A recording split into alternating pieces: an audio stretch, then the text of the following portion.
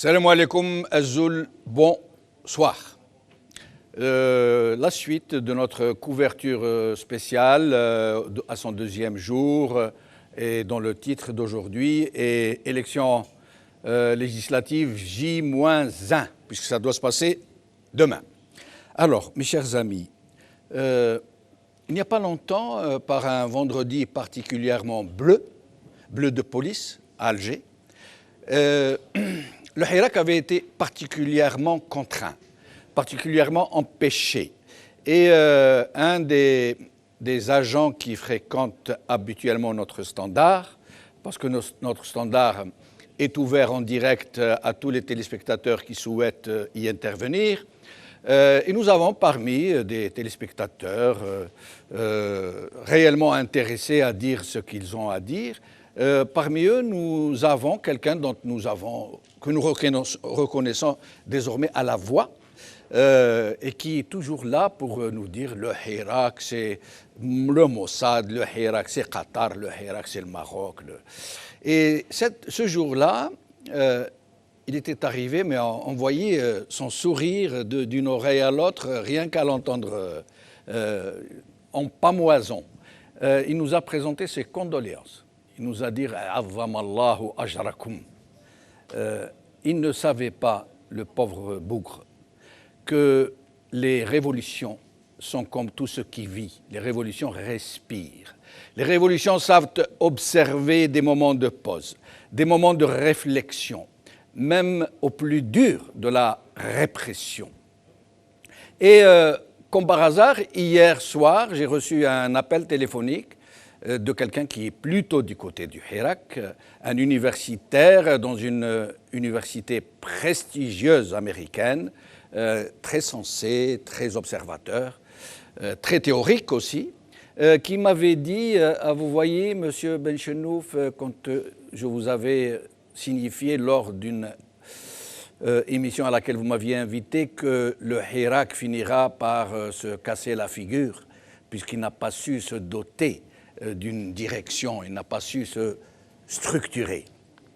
Et là, mon ami Saïd, qui je présenterai tout à l'heure, Saïd Akinin, avait dit à ce moment-là que le Hirak n'a pas encore besoin de représentation, de se structurer. Et je me suis rendu compte après combien il avait raison. Et je me suis rendu compte que, en fait, le Hirak était réellement abouti, qu'il s'était réellement accompli.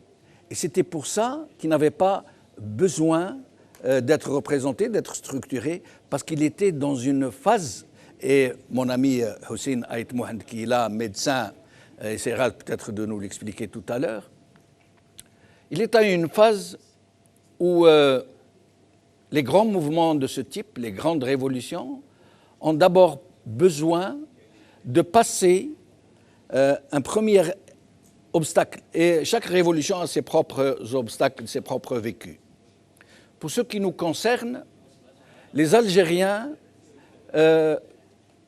j'aimerais qu'on observe un peu de silence, s'il vous plaît. Je me permets de le dire en direct parce que nous sommes en direct. Voilà. Alors, les révolutions ont donc chacune sa spécificité, son parcours, son vieux, comment dire, vécu et surtout son ressenti. Les Algériens, en 1962, ils venaient d'être libérés d'une longue nuit coloniale et ils étaient sur le point de se retrouver en tant que peuple, de se retrouver en tant que société, de pouvoir enfin commencer leur catharsis, leur, comment dire, thérapie collective. Parce que notre mal, notre profond, très profond traumatisme ne vient pas seulement de la colonisation française. Il vient de très loin. Nous sommes un peuple qui a été trop longtemps et depuis, j'allais dire, des millénaires oppressé, meurtri, broyé, humilié, dispersé. Et en 62, il s'attendait tout naturellement à pouvoir recouvrer enfin sa dignité pour pouvoir enfin se guérir de cette vieille mémoire collective inséminée, infectée. Mais finalement, ce qui est arrivé, ça a été juste le contraire. C'est que ceux qui l'ont libéré ont été assassinés, poussés à l'exil, emmurés, enfermés, empêchés de parler, incarcérés. Et ceux qui ont pris le pouvoir par un coup d'État ont privé les Algériens de ce pour quoi 1,5 million de nos compatriotes ont donné leur vie. Et je ne compte pas toute la cohorte des souffrances connexes.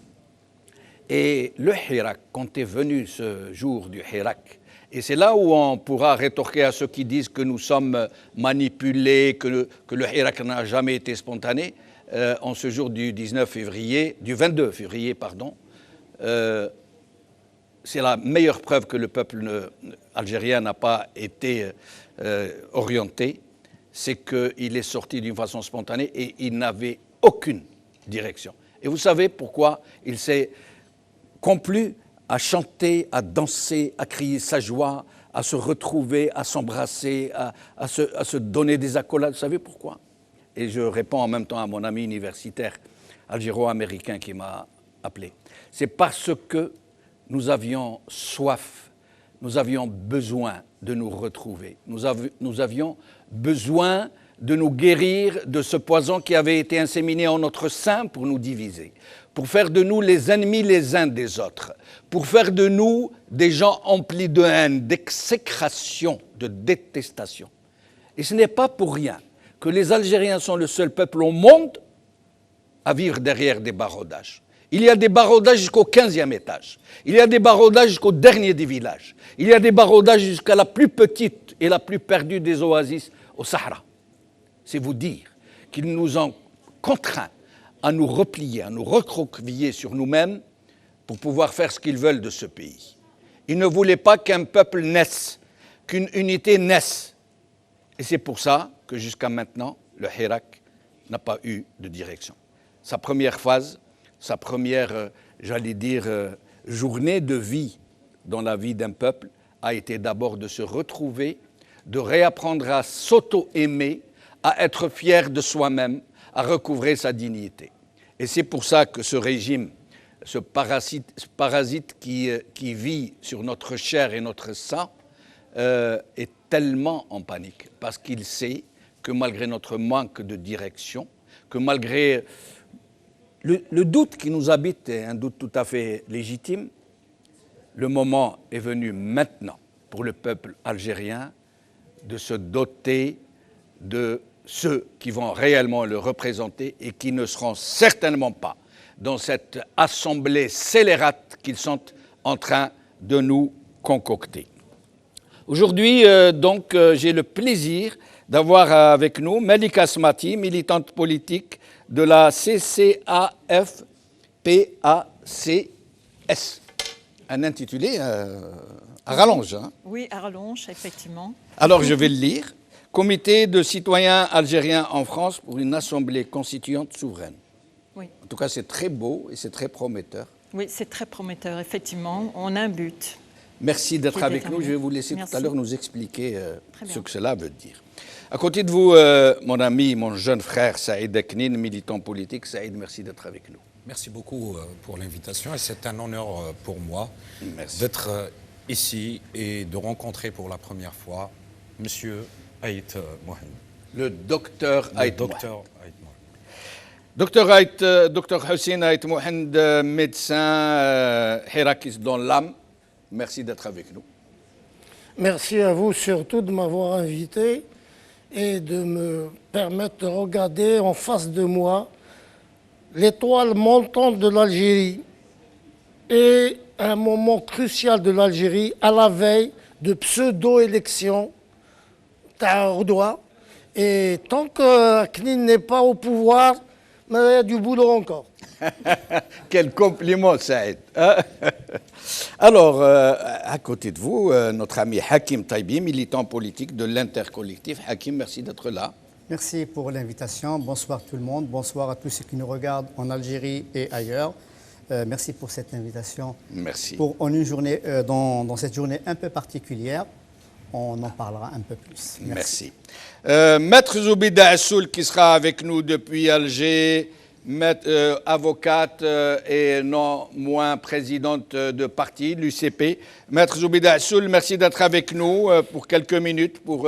Je vous remercie, je sais que vous êtes très prise, mais vous avez accepté de venir nous donner quelques explications sur une question que je vais vous poser. Maître Zoubida Assoul, merci d'être avec nous.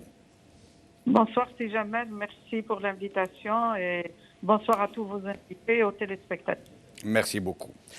Mais avant de commencer, j'aimerais donner la parole à Chahban Qassi, mon jeune confrère, qui a tenu à venir aujourd'hui être avec nous alors qu'il est malade et qu'il a eu un accident assez sévère qui lui a valu une fracture. Chahban, merci beaucoup de nous avoir rejoints. C'est un devoir, Jamaldine. Bonsoir aux invités et bonsoir aux téléspectateurs. Bien évidemment, à côté de ce que vivent les Algériens et les Algériennes maintenant depuis plus de 2 ans, mais depuis des décennies, il est tout à fait normal d'être présent. Je vais d'abord parler de notre profession. Nous avons la chance sur cette chaîne qui nous donne la parole en toute liberté. On invite qui on veut, on dit ce qu'on veut. Limite, même derrière, parfois, il n'y a même pas de bilan. C'est pour vous dire. Tous les invités sont invités. On a beaucoup de mal à avoir des opposants qui ne veulent pas venir. J'ai été contacté il y a encore peut-être 2 semaines de ça sur un candidat député par un ami à lui. Ce député, ce candidat devait me rappeler. J'ai expliqué à son ami que voilà, notre chaîne, qu'il connaît très très bien, il a décliné l'invitation. C'est pour vous dire que c'est très compliqué. Donc je voudrais rendre hommage à tous nos confrères en Algérie. Nous avons la chance, nous, en France en tant que journaliste ou à Londres en tant que journaliste sur cette chaîne de nous exprimer librement. Et ça, c'est un point important. Je voudrais rendre hommage à tous nos invités sur les plateaux, mais aussi à toutes les personnes. Sans eux, ça c'est important, je le dis à chaque émission, sans eux, il n'y a pas d'émission ici. C'est vous qui faites l'information, c'est vous qui envoyez les images avec vos témoignages. Et encore chapeau, j'en suis tout ému parce que vous prenez des risques, vous avez des familles et on sait aujourd'hui combien sont malheureusement emprisonnés. Quelques mots, alors même si le titre de l'émission c'est J-1 avant ces élections législatives, des élections législatives qui, je le rappelle, est un non-événement pour le peuple algérien. Ils s'en contrefichent maintenant depuis plusieurs mois, ils ne rentrent pas dans ce calendrier, c'est ce qu'on peut lire sur les réseaux sociaux. La presse française, la presse internationale parle énormément maintenant depuis 2 jours d'abord de ces arrestations arbitraires, parle aussi de ces élections, notamment Le Figaro qui ce matin parle d'indifférence, des élections dans l'indifférence totale. C'est pour vous dire réellement que le peuple algérien est totalement dépassé, enfin il se contrefiche de ces élections. Juste un mot avant de laisser la parole aux invités, puisque c'est à eux de s'exprimer. Juste un message, depuis maintenant plus de 2 ans, on a le plaisir et l'honneur de couvrir cette révolution. Je voudrais juste dire aux personnes qui nous regardent, tenez bon, c'est maintenant, une révolution c'est très long. J'ai eu le plaisir d'animer des conférences quelques mois, un an après, notamment le février 2019, et certains nous disent oui mais ça fait 1 an, on n'a pas de candidat, on n'a pas de président, etc. Il faut juste tenir bon. Le Hirak aujourd'hui, la révolution est dans un pacifisme hors norme et je crois que c'est ce qui va faire la solution. Alors on dit souvent que le pouvoir ne recule devant rien, mais j'ai envie de dire si, aujourd'hui il recule devant le peuple. Merci Chahban Qassi. Maître Zoubida Assoul, alors nous avons des nouvelles très dures que nous apprenons à chaque fois, depuis hier, des arrestations en série des hirakistes les plus visibles, de journalistes, de personnalités politiques. Qu'est-ce que vous pourriez nous dire sur cette histoire, sur ces histoires plutôt? Oui, tout d'abord, j'aimerais dire que ce scrutin est un non-événement pour la majorité des Algériens, nous qui vivons ici. Ce qui nous intéresse en particulier, c'est l'escalade du tout répressif et surtout les arrestations qui se multiplient à quelques heures de ce scrutin. C'est vraiment suicidaire, ça ne répond à aucune logique, y compris pour le pouvoir lui-même. Hier, on a été surpris par l'arrestation de Karim Tabou, Ihsan El-Qadi, ensuite Khaled Dararni, et tout à l'heure encore l'arrestation de Maître Bouchachi, Nabil Esmaïl, Rahboun Issa et le membre du bureau national de l'UCP, Abdelhak Berbech, qui était là-bas dans la marche de Tizi Ouzou, puisqu'il est de Tizi Ouzou. Et Ali Ben Haj. Ah oui. Ali Ben Haj aussi a été interpellé. Et on ne sait pas où il se trouve. Ils ont été libérés. Et donc, c'est quelque chose qu'on ne peut pas comprendre, parce qu'aujourd'hui, on a touché toutes les couches sociales, tous les âges, tous les sexes, et on ne laisse plus personne. Et avec... Mais moi, je pourquoi dis, est-ce encore pour les... plus, Est-ce que... pardon, c'est Jamal. Oui, Ce qui je vous est en plus prie. dangereux, c'est qu'il y a eu la publication d'un amendement par ordonnance du chef de l'État. Oui, oui, nous allons y arriver, mais pardon, Voilà. Zoubida Et Assoul. donc une loi aussi Zoubida Assoul. liberticide qui maintenant va permettre au pouvoir de se débarrasser de tous des opposants, quoi. Alors, je voulais d'abord, avant d'en arriver à cette ordonnance qui vient de tomber, vous demander pourquoi ces personnalités ont-elles été appréhendées, interpellées, les uns par le DRS, les autres par la police. Est-ce pour les soustraire aux questions éventuelles des journalistes étrangers qui sont arrivés pour couvrir les élections? Non, je pense pas, puisque les journalistes français ont eu toute la liberté. D'ailleurs, ils n'ont pas subi, eux, un confinement comme le subissent les Algériens. Oui. Donc, ils sont libres de leur mouvement. Ils sont venus par Air Algérie, donc ça ne pose aucun problème. Mais en plus, beaucoup de gens qui ont été arrêtés n'ont pas rencontré ces journalistes. C'est le cas de Karim Tabou. Karim Tabou est sous contrôle judiciaire depuis la fameuse affaire avec le président du Conseil des droits de l'homme. Donc, il est sous contrôle judiciaire, donc il n'est pas en activité, il ne fait pas de déclaration. Et on est venu le chercher devant chez lui. Donc, ça n'a rien à voir, je pense. Par contre, aujourd'hui, il n'y a pas eu le dispositif sécuritaire habituel qu'on a l'habitude. Parce que moi, je suis sortie tout à l'heure, et il n'y avait plus les camions, tout est bleu. Le bleu a presque disparu d'Alger aujourd'hui. Curieusement, parce qu'il y a des journalistes étrangers à Alger, oui, on a quasiment retiré la police, du moins de façon visible. Mais par contre, ce qu'il faut signaler, c'est qu'Alger a été totalement bouclé. Aucun non-algérois ne peut rentrer dans sa capitale. On présente sa carte d'identité avant d'y entrer. Non, même les Algérois qui habitent ici, je vous signale que le vendredi passé, moi je suis partie à une ferme ici à Zeralda pour faire mes courses, hein, vraiment. C'est une ferme qui vend des produits bio et là-bas j'ai rencontré beaucoup d'Algériens et d'Algériennes qui sont venus me saluer. On a papoté un petit moment, quoi. Et puis le directeur de la ferme a été sommé d'arrêter de discuter avec moi, faute de quoi la ferme serait fermée. Ben donc voilà. Non, on est tout le temps comme ça, sous cette pression, on est surveillé, on est suivi, mais bon, ça fait partie de la lutte que nous faisons. Alors, donc moi, je pense que l'arrière-pensée, c'est juste de la part du pouvoir de dire que personne n'est à l'abri, que quel que soit votre statut, avocat ou pas, militant ou pas, on peut vous arrêter sans aucun motif valable. Alors, Zoubida Assoul, cette ordonnance dont vous nous parliez, puisque le président, puisqu'il faut l'appeler comme ça, monsieur le président de la République, a pris une ordonnance, puisqu'il n'y a pas d'APN, d'Assemblée nationale, et donc il peut légiférer par ordonnance plutôt que par décret.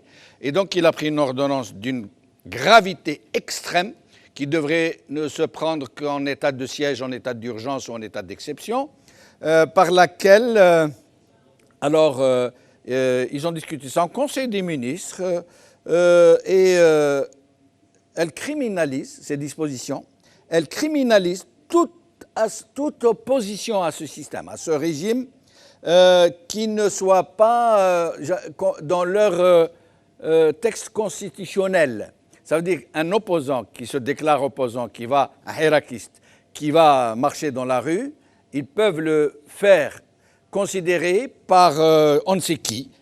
C'est une commission, c'est un comité dont on ne sait rien, qui peut décider qu'X ou Y et Z est classé, qualifié terroriste.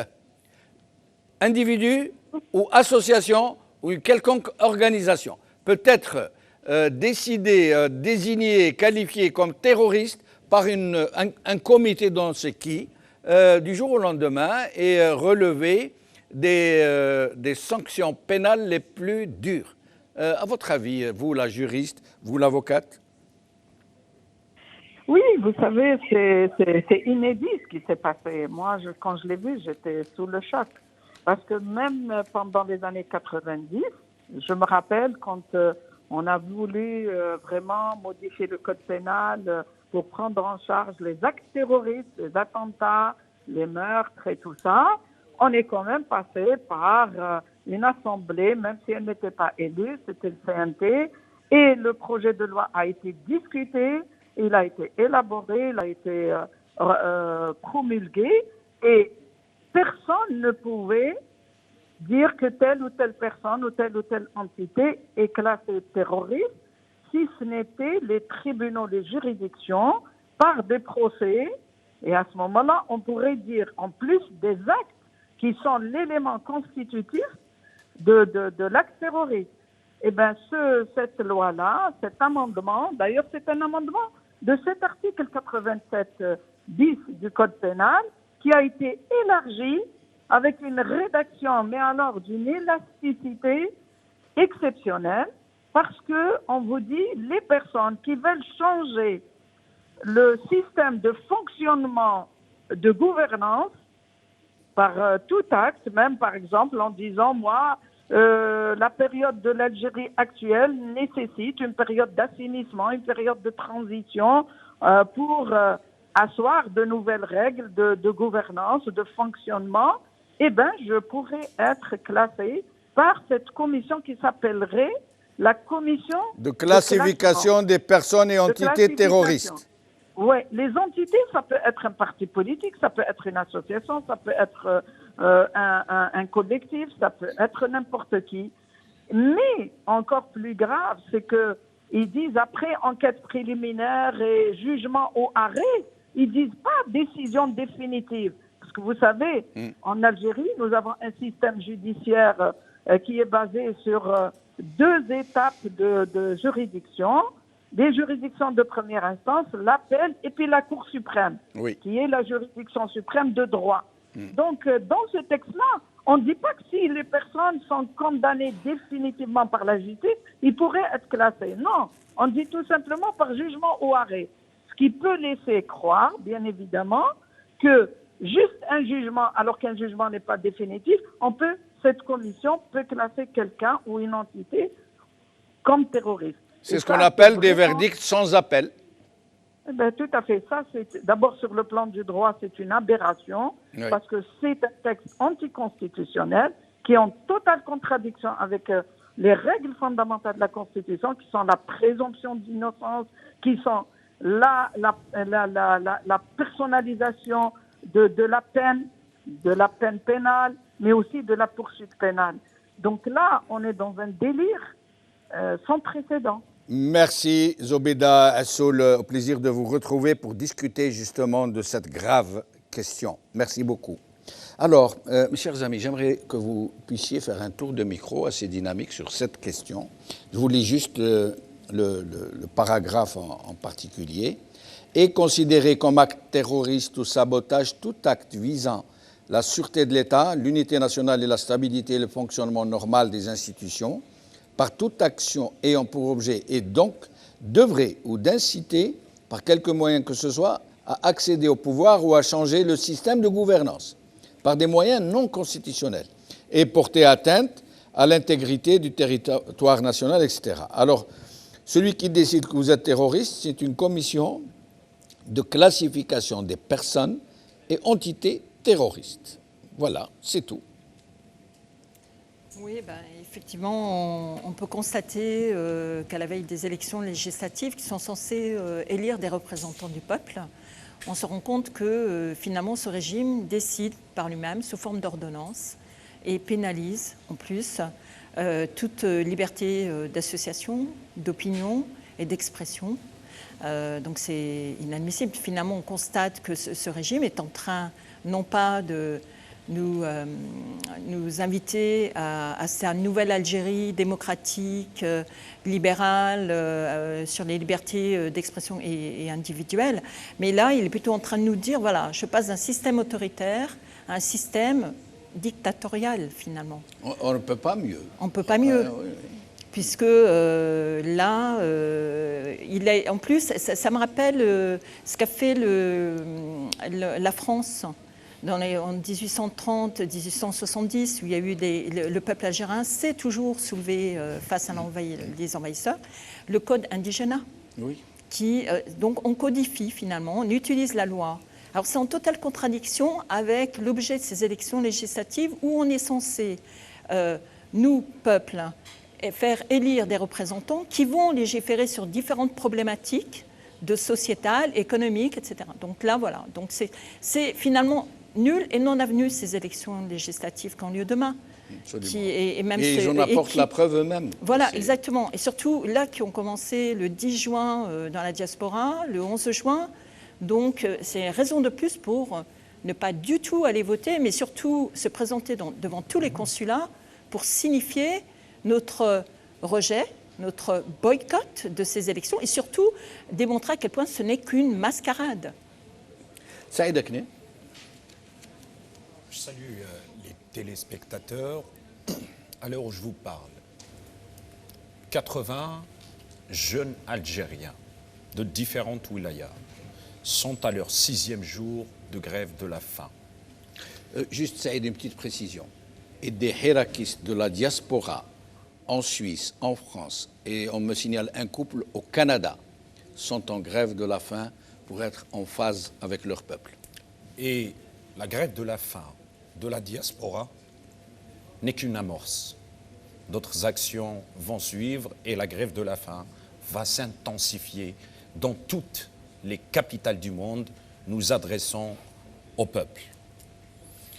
À 24 heures de ce mariage de jouissance, Zawaj al-Mut'a, appelons les choses comme il se doit. Ce système, il veut un pays sans peuple.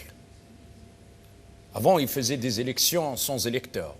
Aujourd'hui, à travers l'article 87, qui n'est autre que la constitutionnalisation du fascisme d'État, c'est propre au système nazi. Qui décidera de quoi? Un peuple, quand on le respecte, on respecte sa voix, car dans une élection, c'est un transfert de confiance. Et pour que cette confiance ait lieu, il faut des contre-pouvoirs. À 24 heures, on légifère par ordonnance. Façon de dire que ces assemblées, levez-vous, couchez-vous, qui ne sont autres que la façade civile et qui n'ont aucun pouvoir, n'auront aucun sens si ce n'est changer la vie de ceux qui y seront désignés.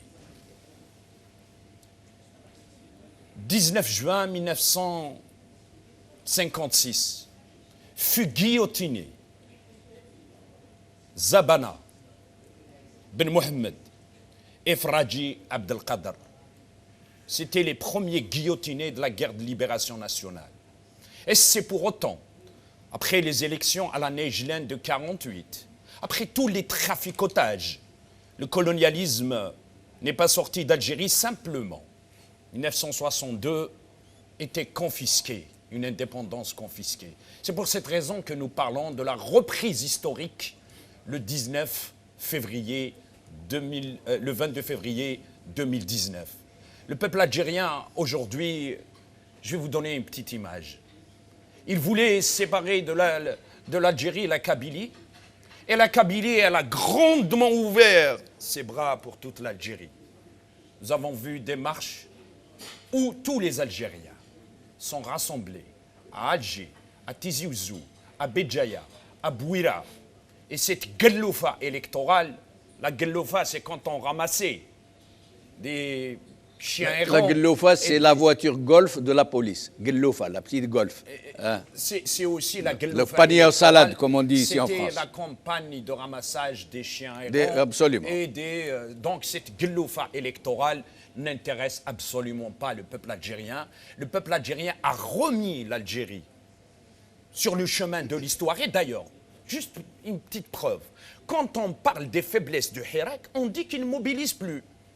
On dit qu'il n'y a pas d'adhésion du peuple, mais on ne dit jamais qu'ils ont volé, qu'ils ont triché, qu'ils ont vendu de la cocaïne, qu'ils ont vendu le pays, qu'ils ont traité avec des forces étrangères ou je ne sais pas quoi. Mais par contre, quand on parle de ce système, hier, il y avait d'ailleurs un qui a été arrêté. Bon, la mère est vénézuélienne. Il a été arrêté au Venezuela, d'ailleurs. Le petit-fils de Ould Abbas. Hachakou. Exactement. Donc, c'est pour voir l'état de ce système. Donc, le peuple algérien est dans le 13, n'est pas dans le 12, et le 12 n'est pas indépassable. Le peuple algérien, il est dans la construction, il est dans l'avenir.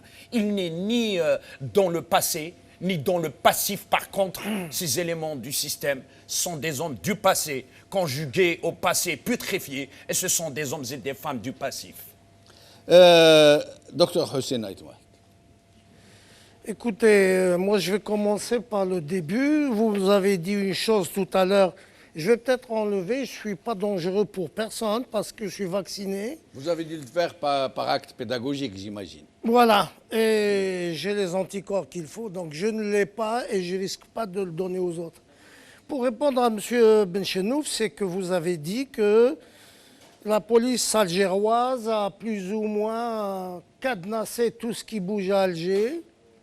Et même, c'est quelque part du racisme contre les autres non-algérois, puisque vous dites que seuls les gens algérois ont le droit de rentrer à Alger sur présentation de la carte. Or, M. Tebboune, à ce que je sache, n'est pas algérois. Donc, il n'a rien à foutre à Alger, lui aussi. Donc, il faut qu'il dégage. Ça, c'est la première des choses concernant aujourd'hui la veille d'élection. Mais le drame, comme avait dit tout à l'heure notre ami Saïd, c'est qu'on nous fait avaler un repas qui est vraiment empoisonné. Empoisonné. La veille des élections, enfin, pas des élections, hacha des élections. Des amas élections. Des pseudo-élections, ou des, pour dire le mot simplement, des élections traficotées. Et peut-être même les élections qui vont venir demain. Moi, je pense que les résultats sont déjà imprimés depuis une semaine et ils sont déjà rangés dans des armoires. Après demain et tout ça, on va sortir les résultats qui est passé et qui n'est pas passé. Passons sur ça. Mais quand on dit qu'il y a eu une ordonnance, le docteur Tebboune va dire les ordonnances, en attendant les décrets maléfiques, parce que les ordonnances déjà, il y en a trèfle, les décrets, ça va être pire. Mais on frise, comme a dit Saïd, on frise du racisme, on frise des méthodes d'Hitler. C'est-à-dire qu'il met l'inspecteur Tarler-Ramou, il met un bonhomme qui est un inspecteur, il met quelqu'un en prison. Un jour, il lui a dit un bonhomme, c'est des sketchs, hein. Il lui a dit, voilà, tu me prends la prison, que les figures, tu Voilà. Donc c'est un délit de faciès. Avec les histoires maintenant de cette ordonnance, on frise ce truc des méthodes nazies. Demain, la lettre, on va peut-être rouler avec El Jazer et El Jadida, avec le groupage. Un groupe A, un groupe B, Amin, un groupe O, allez hop, ça va être des paramètres absolument scandaleux. Et le drame le plus grave encore, maintenant il y a la génétique. Peut-être que maintenant on va ficher tous les Algériens génétiquement. Tu vas passer devant une commission, comme vous dites, virtuelle, bizarroïde, faire DRS, faire je ne sais pas qui, faire les trafiquants, paraît-il, la majorité tape à la porte de la prison, ils vont tous sortir. Donc il va y avoir de l'argent qui va revenir, peut-être, hein, puisqu'ils ont dû cacher sous terre leur argent. Il y a même un chef de parti qui est en train de nous dire pourquoi on ne les relâcherait pas en échange de l'argent qu'ils nous restitueraient. Voilà. La qualité de l'intelligence de certains Algériens. Eh oui. C'est ce que vous venez de dire. On a dû lui souffler voilà. pour amorcer la question. Voilà, le souffleur. En Algérie, il y a des souffleurs, comme le théâtre d'avant, absolument, pour pouvoir dire ce qu'il faut dire. Mais où on en a rien. Donc je disais qu'on risque un jour d'avoir une carte génétique Et cette carte génétique va être le paramètre de dire vous, انت راجل مليح, انت ماشي راجل مليح, انت لازم تموت غدوه, انت لازم تولي ministre, etc. etc. Je pense qu'il faut qu'on médiatise la chose au niveau mondial, que l'Algérie elle est sur les traces des méthodes nazies. C'est déjà le cas, puisqu'ils ont déjà commencé à criminaliser, à qualifier de terrorisme deux mouvements dont tout le monde sait qu'ils sont tout ce qu'on veut, sauf terroristes. Hakim Taibi. Merci Jamel. Donc écoutez, difficile d'enchaîner avec ce qui a été dit.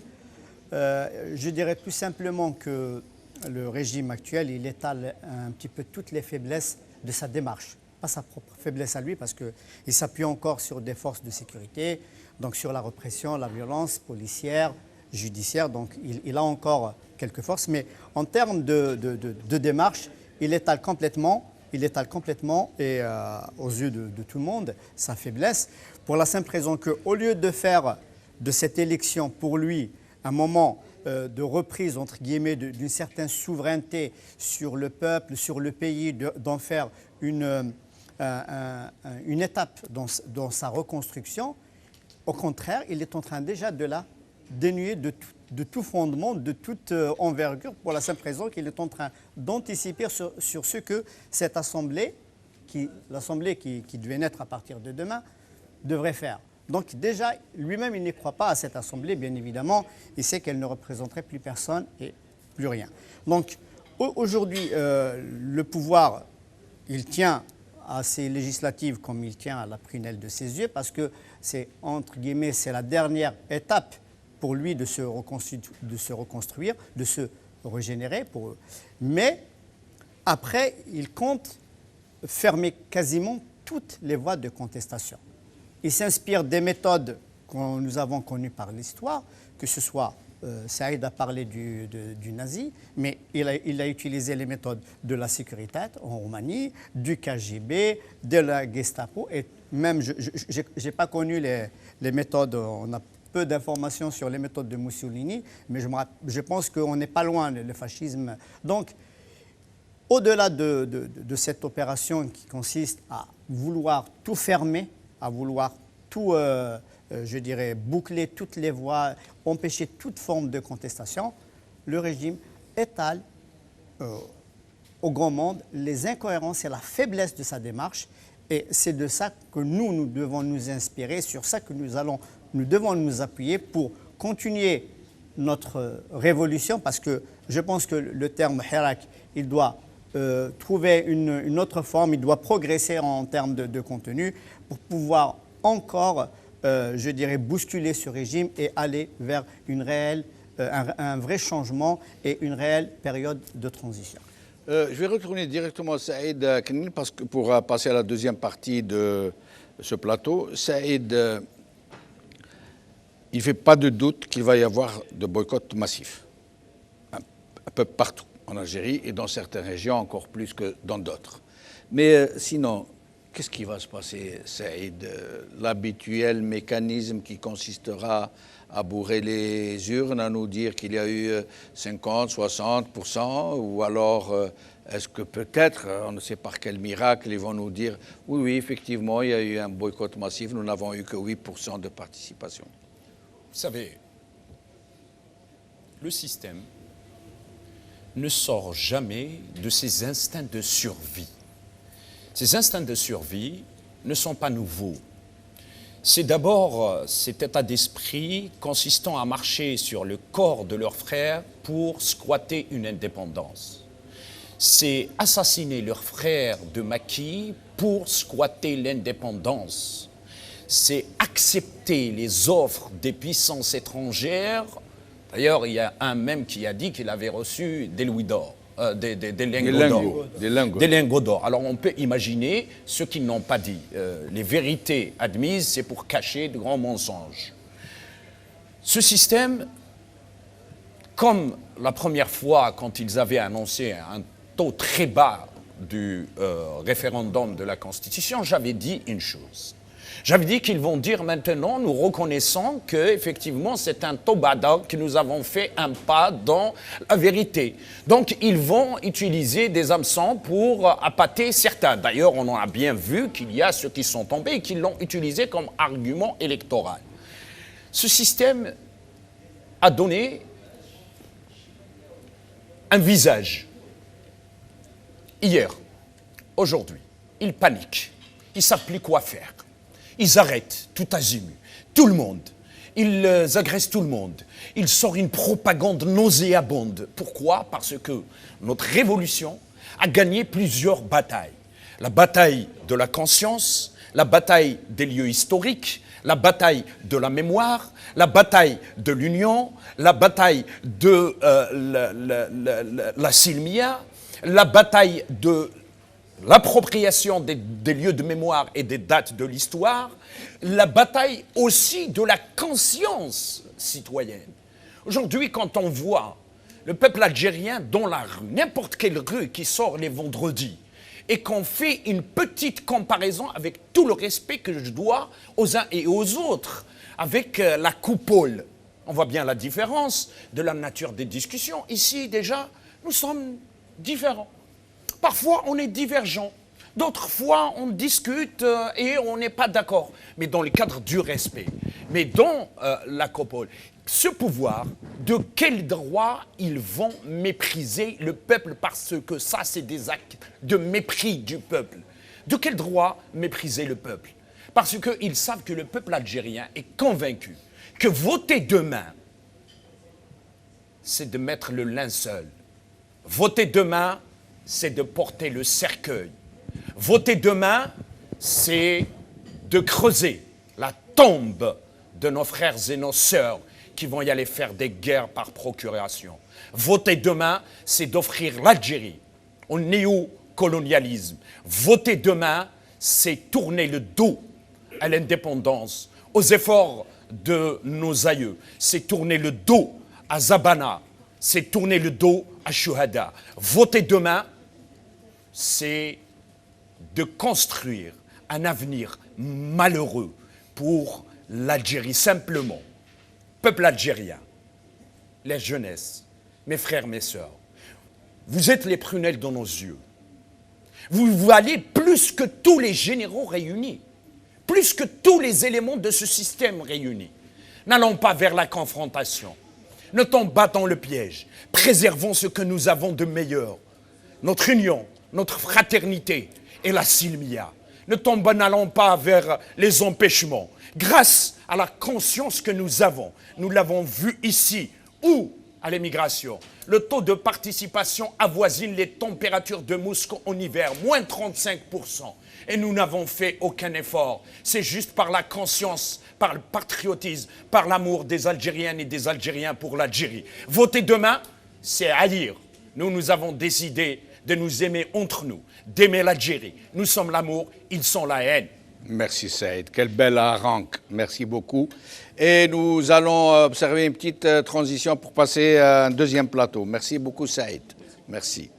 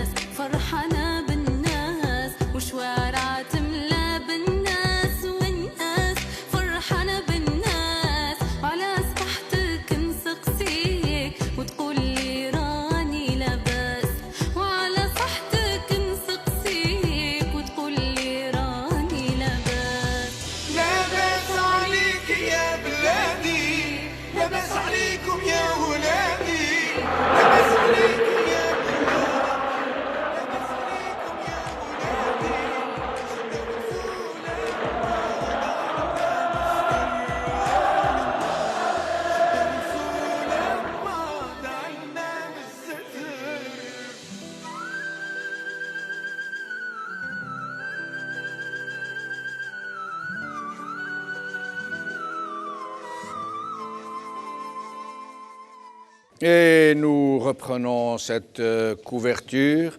Nordin Aoussat vient de nous rejoindre. Nordin Aoussat, écrivain, conférencier. Merci d'être avec nous. Merci Sidi Jamel-Dine pour l'invitation. Merci. Alors nous allons d'abord commencer par vous donner la parole sur ce que vous venez d'entendre. Vous étiez derrière les caméras. J'aimerais qu'on fasse moins de bruit, s'il vous plaît, parce que ce n'est pas possible de faire une émission avec un tel brouhaha. Merci beaucoup. Moi, je suis direct, je le dis comme ça, parce que nous sommes chez les gens, ils nous reçoivent chez eux, il est normal qu'on les respecte. Absolument. Alors, Nordin Aoussat, donc cette ordonnance qui donne à une commission dont on ne sait même pas de quoi elle est constituée le droit de décider que Flan ou Feltan est un terroriste, qu'une telle association est une association terroriste. Et il y a aussi cette arrestation massive, il y a plus de 220 personnes, je crois, en prison.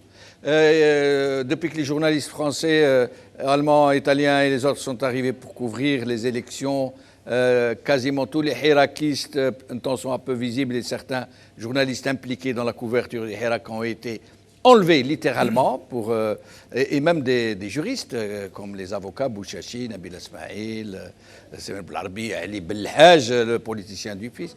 À votre avis, c'est quoi tout ça? Ils sont en panique? Ils sont à l'offensive? Qu'est-ce qu'ils sont en train de faire? À l'offensive peut-être, ils sont dans la restauration parce qu'il y a une révolution.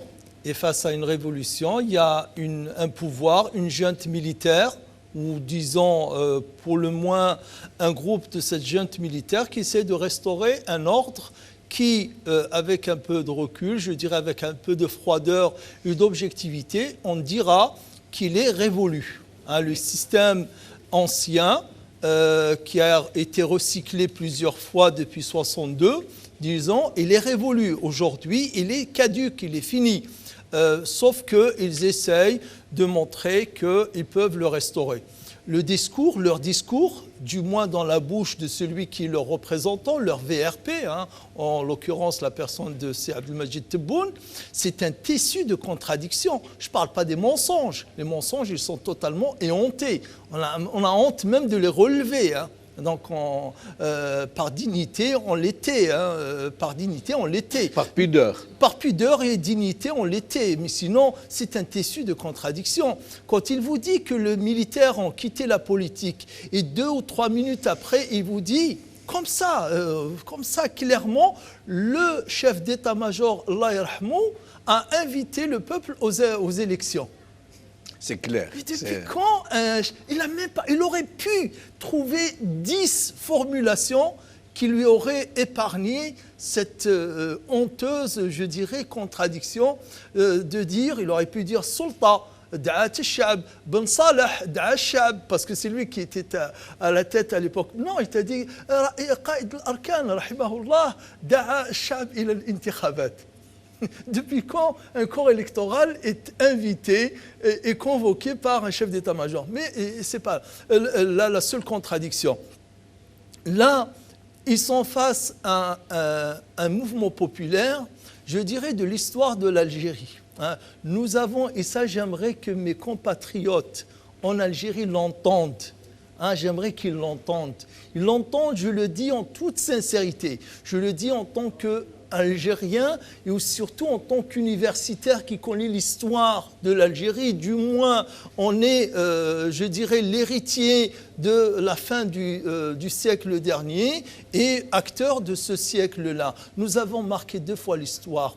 Nous avons marqué l'histoire par la guerre de libération, un peuple d'où émane une armée et qui va déterminer son avenir en arrachant sa liberté, ça on l'a fait, et on est resté gravé dans l'histoire. L'Irlande du Nord, nous l'avons marqué. L'Afrique du Sud, nous l'avons marqué.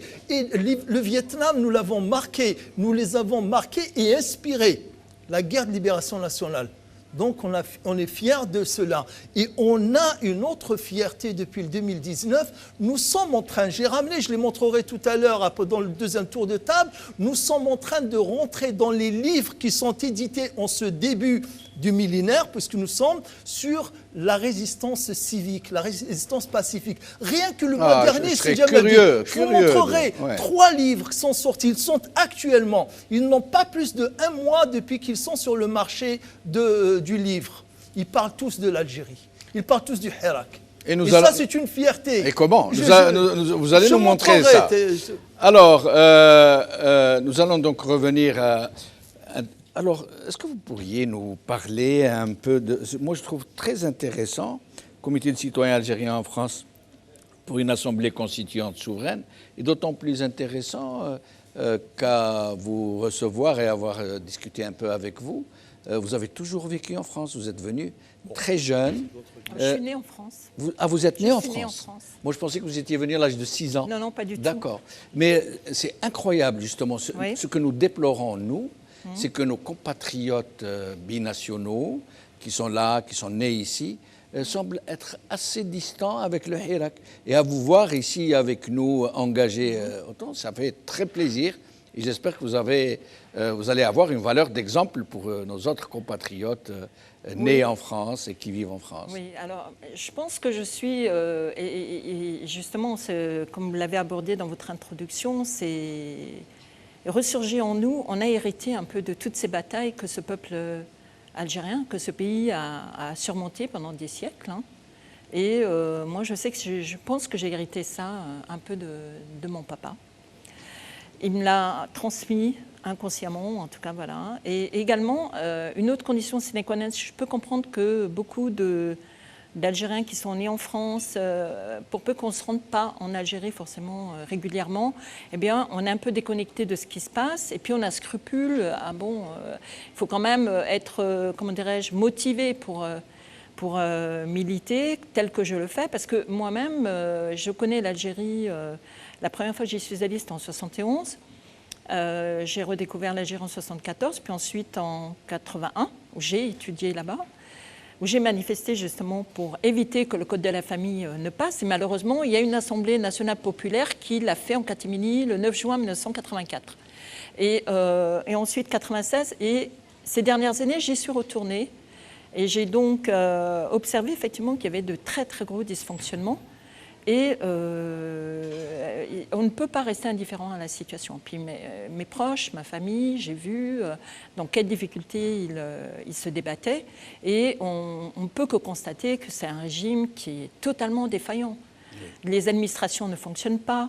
Vous êtes acculé à devoir utiliser le système D. Et en même temps, proposer comme perspective aux jeunes d'envisager de quitter le pays pour se libérer, pour s'épanouir, c'est pas une solution.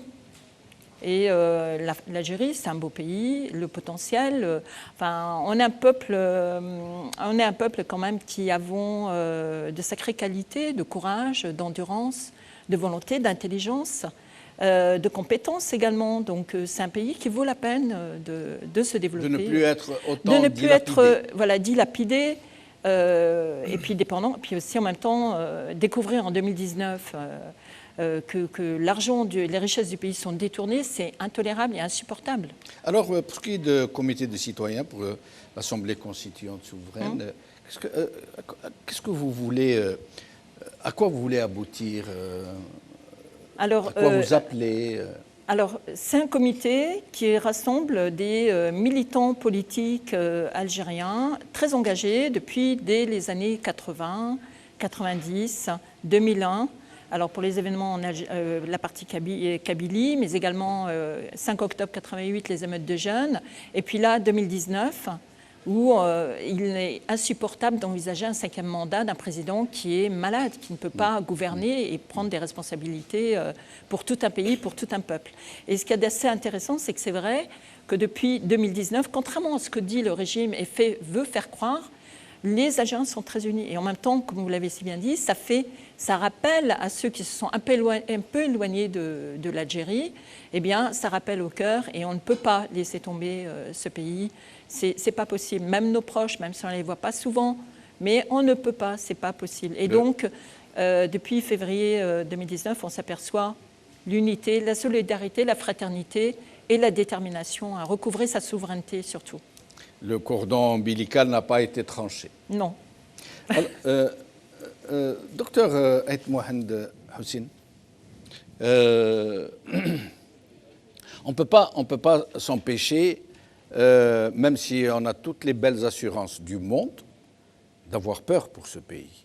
La situation est très inquiétante. C'est un régime qui a une attitude de fauve acculé, et donc dangereux, donc suicidaire. De l'autre côté, une crise économique qui déboule et qui risque de faire très mal, et qui risque d'entraîner des régions entières qui ont déjà basculé dans la pauvreté, qui risque de les entraîner dans la colère, dans des réactions de colère. Qu'est-ce qu'on peut espérer et qu'est-ce qu'on doit craindre? Moi, je pense qu'il y a deux Algéries. Et ça fait longtemps. Hein. Moi, je pense qu'il y a deux Algéries depuis 1962. Jusqu'à 1962, il y avait une seule Algérie. Le peuple et l'armée étaient unis et ils avaient les mêmes idées. Depuis 1962, il y a un castre mafioso-militaire qui règne sur l'Algérie jusqu'à maintenant. Avec même les mariages et tout ça, c'est entre eux, les traficotages entre eux. La preuve que ce n'est pas des gens sérieux, je dis mafieux sans avoir peur, puisque la moitié des gens qui nous ont gouvernés sont déjà en prison. Mais paraît-il qu'ils sont en train de taper à la porte de la fenêtre et tout, et ils vont peut-être sortir, là ce n'est pas un autre problème. La deuxième Algérie, c'est le peuple algérien. Moi, j'ai 71 ans, depuis mon jeune âge, j'ai jamais fait attention. Il n'y a pas de différence entre l'Algérien d'Oran, de Annaba, de Tinzawatine ou de Kabylie. Pourquoi? Après, j'ai vécu quand même à Alger, j'ai connu pratiquement toutes les régions d'Algérie. Dans Djanet, Tamarasset et tout ce que vous voulez, citez-moi la ville que vous voulez.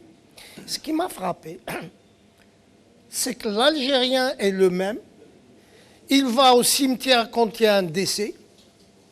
Le décès soit d'Annaba, d'Oran, je ne sais pas où, tout le monde va. La preuve, l'exemple le plus simple, c'est Alger. On ne fait pas la différence pour aller au cimetière quand il y a un mort. On ne fait pas de différence pour aller à telle mosquée ou telle mosquée ou telle mosquée. On s'en fout que c'est la domination kabyle, chaoui ou ça n'existe pas. Les mariages, même chose. Quand il y a un mariage, tout le monde va là-bas. Tout le monde apprécie le couscous de Kabylie, de l'islam, voilà, de... Ça, c'est l'Algérie, la deuxième Algérie. Malheureusement, cette deuxième Algérie est régulièrement taquinée et mise en condition d'animosité générale quand les élections arrivent. Alors, il y a un problème. Donc, l'Algérien, dans ses origines, dans son esprit, j'oublie aussi les étudiants à la fac, ils sont contre fiche d'où vous êtes. Et aujourd'hui, nous sommes ici. Personne ne connaît d'où on est, chacun. Et pourtant, on s'entend très bien. Mais dès que la politique arrive, et là, le travail de SAP, c'est le FLN, et puis après, c'est le RND. Tout ce qui se passe en Algérie aujourd'hui, c'est le travail de SAP.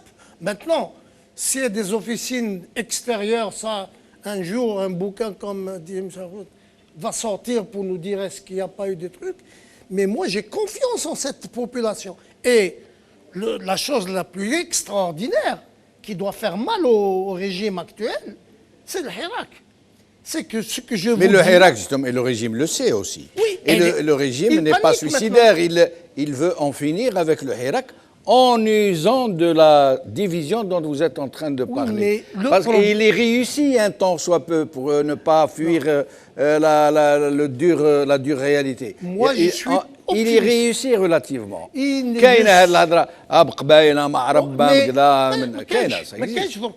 Quand vous entendez les gens à Oran et Goulou, c'est à Oran qu'on l'a entendu. Quand on parle de Ben Mehdi à Tizi Ouzou ou à Annaba, Ben Mehdi, il n'est pas d'Annaba, il n'est pas de Tizi Ouzou. Mais ça Je me les rappelle, dérange. Bjaya, Tlemcen, bravo عليكم, Bjaya Al-Qabaïl, اللي افتخروا بكم. Voilà. Je me rappelle. Ben voilà. Donc tout ça, ça ne peut pas partir comme ça, malgré que les services de renseignement algériens, les DRS ou le bateau, Allah يبارك, قراو مع le KGB. Donc, عندهم le bagage بشي, mais ils ne tiendront plus. فاقوا.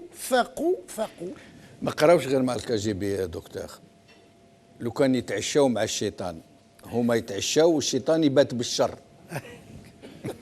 حكيم طيبي.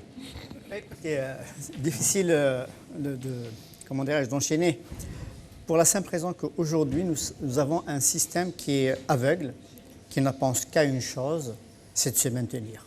Peu importe dans quel cadre il va se maintenir. L'intérêt du pays ni celui du peuple ne l'intéresse. Donc, il avance, il est en train de dérouler sa feuille de route, son agenda électoral avec toutes les incohérences, avec toutes les faiblesses. Il est en train de créer un vrai problème et ça, je pense qu'il faut que nous, on s'empare de cette situation. Moi, je pense aujourd'hui que pour éviter à ce que ce dont on parlait, les divisions, les dissensions entre les citoyens et le peuple, nous avons un sujet sur lequel, qui est capable de cimenter nos efforts. Moi, je pense essentiellement à la question des détenus. Nous devons tous, parce que la liberté, le droit n'ont pas d'opinion politique, n'ont pas d'idéologie. On a le droit parce qu'on est vivant. Donc, je ne vais pas condamner quelqu'un ou bien refuser de le défendre parce qu'il appartient à un tel ou telle obédience. Loin de là.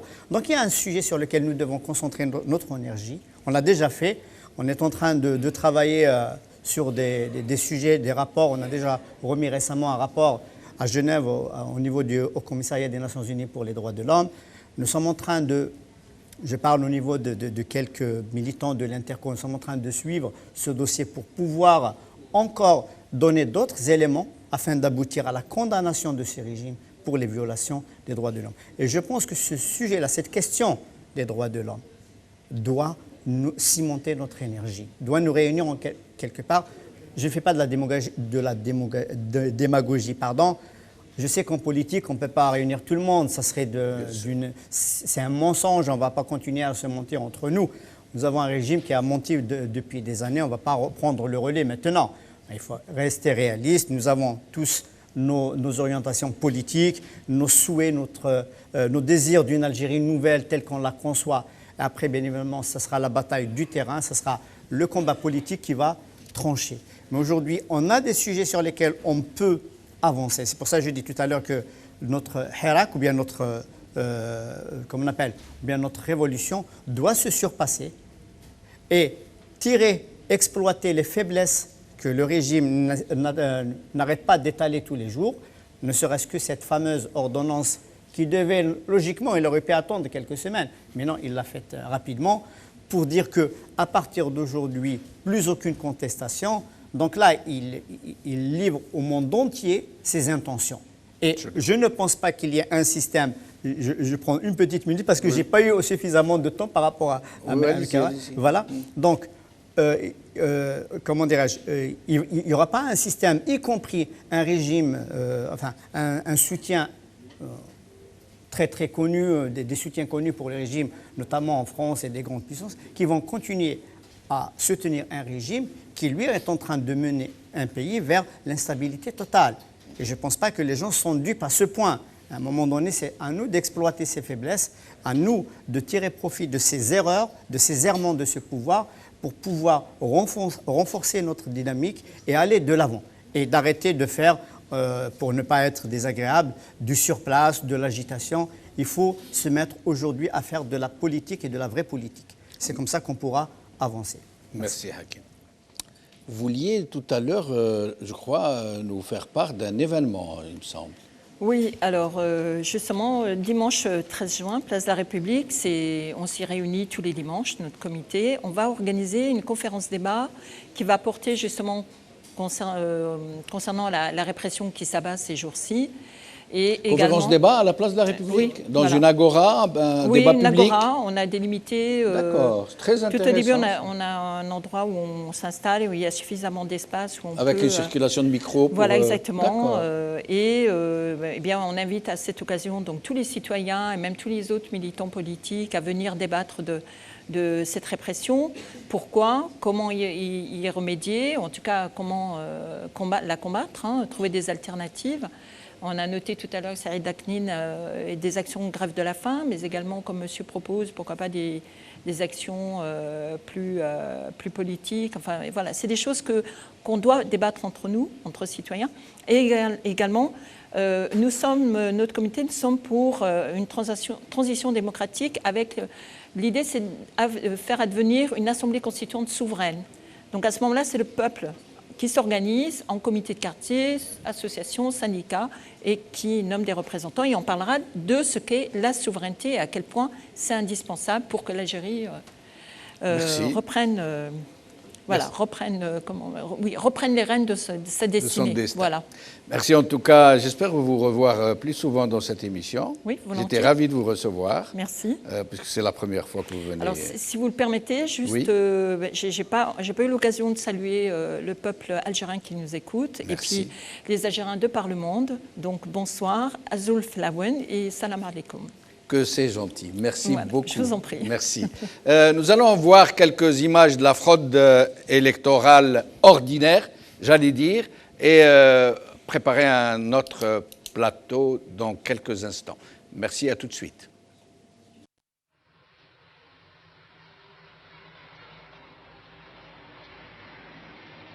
عمليات التزوير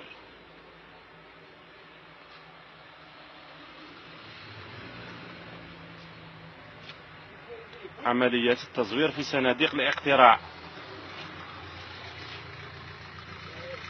عمليات التزوير في صناديق الاقتراع. شوفوا يا جماعة كفارة تعمر في الصندوق.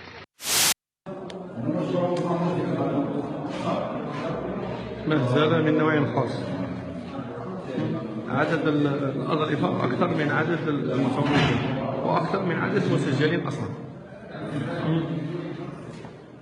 عدد الأضعفاء يفوق عدد المنتخبين المصوتين. نعم. بحوالي 200 صوت. زيادة شحال زيادة؟ حوالي 200 صوت. ما شاء الله.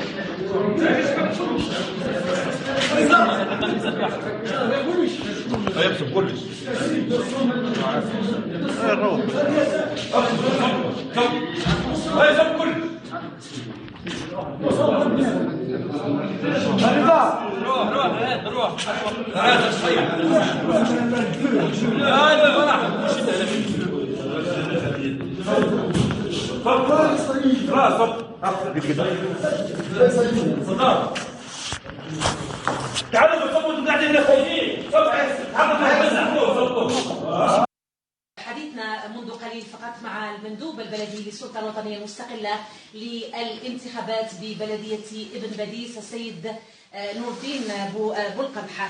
الآن أنا أتواجد بمركز تصويت رجال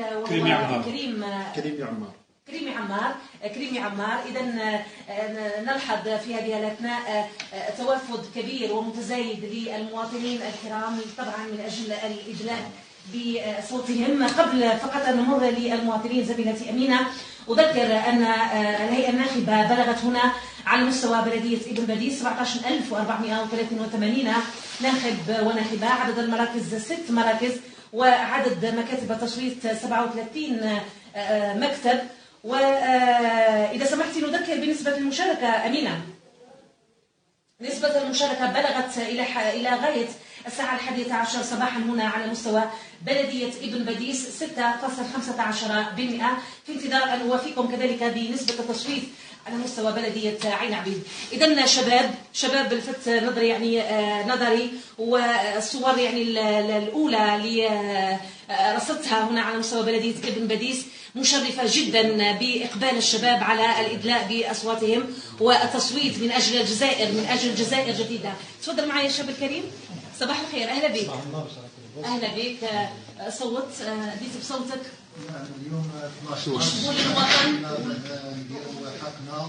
نعم. ومن جهة أخرى واجبنا الثاني الانتخاب باه نختاروا رئيس يمثلنا ويمثل هذا بلدنا الجزائر يخرجنا من المأزق هذا إن شاء الله. Salam alaikum min jadid.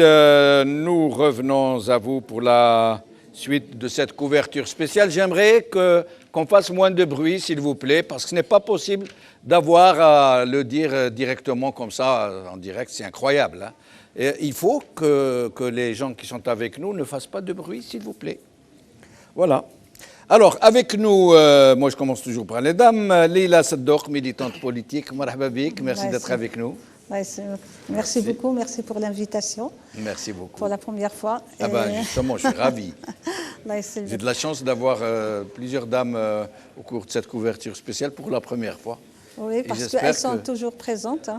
Et j'espère que vous serez plus présentes et que vous reviendrez. Inch'Allah. Inch'Allah. De toute façon, depuis que le Hirak est là, on est là, nous sommes là, nous sommes sur le terrain, il y a beaucoup de femmes. Que ce soit à l'intérieur ou à l'extérieur, enfin, soit à l'intérieur d'Algérie ou de la diaspora. Hein? Moujahidat. Moujahidat, voilà.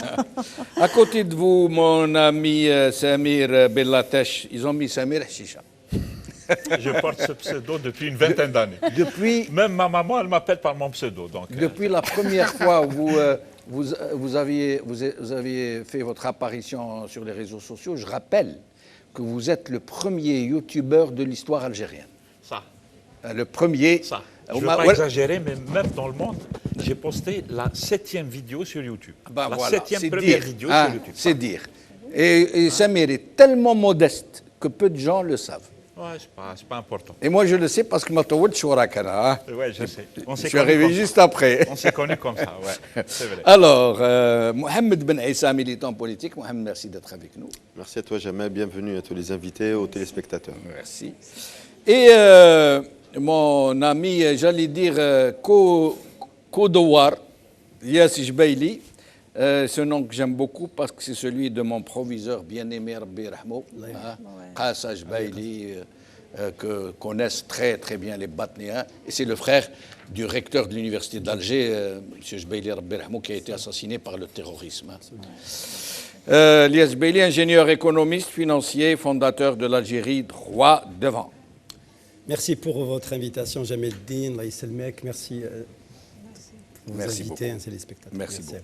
Alors, mes chers amis, j'aimerais que nous puissions commencer à commenter cette histoire d'abord d'ordonnance. Dommage que Sénordine Aoussat devait nous montrer tout à l'heure, mais j'espère qu'on aura l'occasion demain peut-être. De cette ordonnance qui vient de tomber, ordonnance puisque le président a le droit de légiférer par ordonnance en l'absence d'une Assemblée nationale. Et donc, on nous crée une commission dont on ne sait même pas de qui elle est composée, qui peut décider demain que vous êtes terroriste. Par exemple, parce que vous avez fait une manifestation, ou parce que vous avez posté un statut sur le Facebook, ou parce que vous êtes une organisation, que vous avez organisé une conférence pour discuter de la liberté des peuples et de leur droit à la dignité. Par exemple, il peut décider que vous êtes un terroriste, comme il l'a fait pour le MAC et pour Rachat. Alors, à votre avis?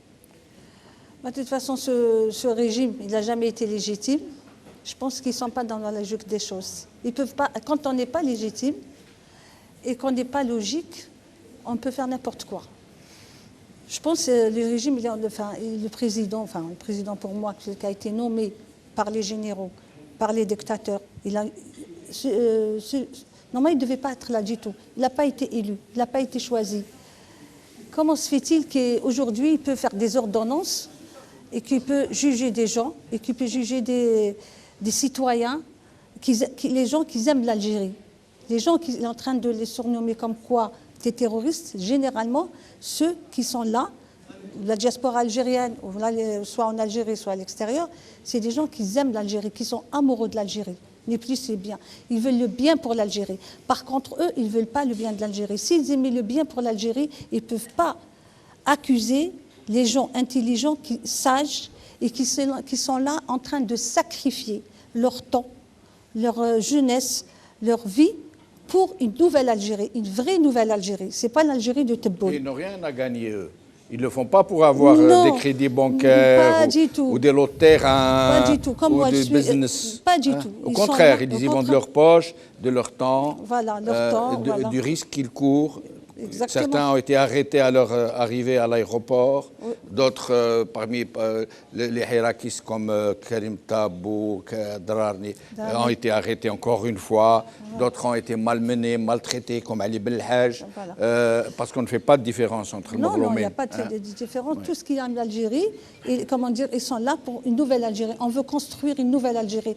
On a soif. Je vais vous laisser éteindre votre téléphone ou le mettre en mode silencieux. On veut une nouvelle Algérie avec des vraies valeurs républicaines, avec une vraie démocratie. Mais malheureusement, ce pouvoir, il n'a jamais écouté le peuple. Oui. Jamais. Depuis 62. Absolument. Pardon, excusez-moi. Ils ont pris l'Algérie en otage. Oui, exact. Voilà. Samir, sur cette curieuse ordonnance. Comme on dit déjà, je souscris à ce que dit la madame. Sinon, je pense que le régime, ils sont en train de partir en vrille, entre guillemets, si on peut me permettre l'expression. Ils sont en train de montrer qu'ils sont capables de faire mal, qu'on peut vous mordre, on peut vous envoyer en prison, vous accuser de choses très graves, très lourdes, parce qu'ils veulent faire peur aux Algériens, ils veulent terroriser les Algériens. Et voilà, en fait, c'est-à-dire au moment où les Algériens attendent des solutions et aller de l'avant pour résoudre la grave crise politique dans laquelle baigne notre pays et dans laquelle baigne le régime, etc., on assiste à... ils partent complètement en vrille et ce n'est pas bon signe. Est-ce que c'est annonciateur du fait qu'ils vont alourdir encore les peines dans les jours à venir et tout? On verra. Dans quelques jours, on saura ce qu'ils veulent faire de ce type de loi et de ce type de ce type d'acte. Voilà. Ils veulent faire peur aux Algériens, tout simplement.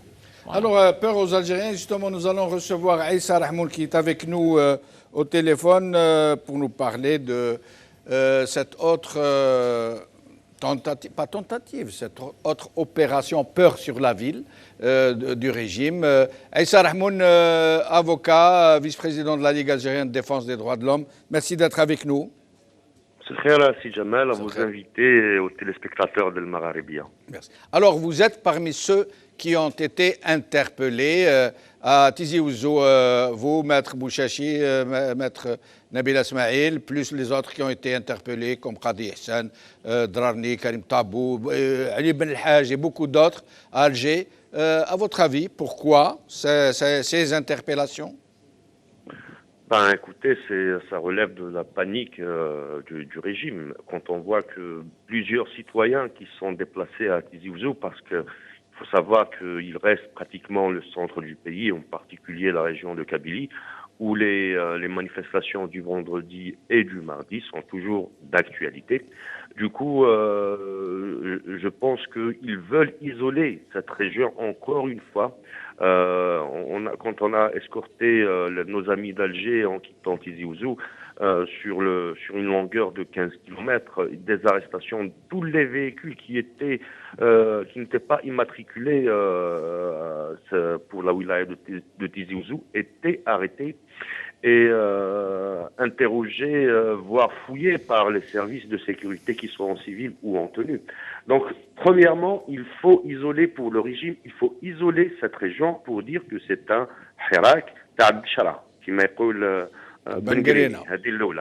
voilà, pour dire que c'est un hirak de Kabylie, et cette région était toujours frondeuse, était toujours opposantes au régime, ou c'est un message pour, je pense que c'est un message pour nos concitoyens des autres wilayas.